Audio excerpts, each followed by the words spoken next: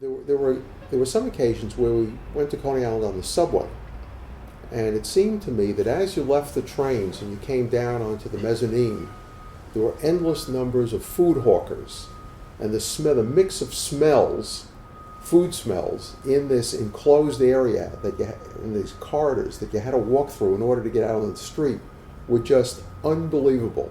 I'm not sure if they were good or bad, but they certainly were strong. So people used to sell food inside the train station? In the train station, there were corridors leading from the stairways out to the street. That's my recollection of it.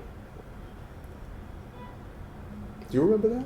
You remember food sellers in the train station? And they would sell... Not on the platform level, this down below. They would sell other things like everything you could use for the beach.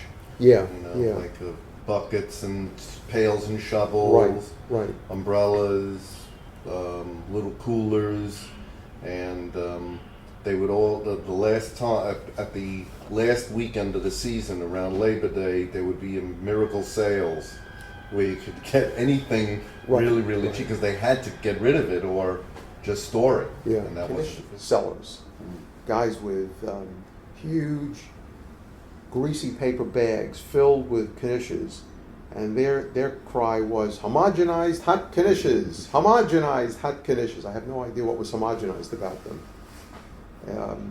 But if you had one, you didn't need anything else for several more days. No more food. You just absolutely didn't need it.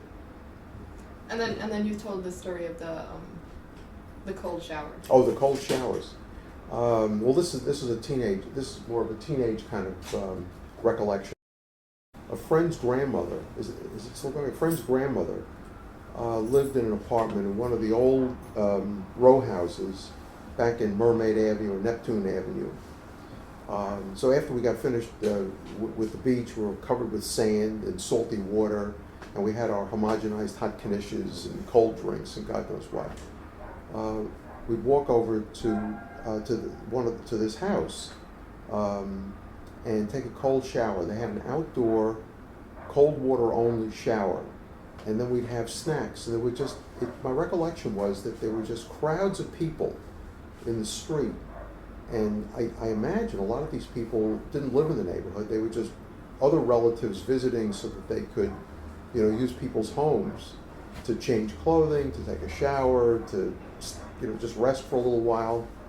And it just seemed like it was constant carnival in the streets off Surf Avenue where you got into the residential section.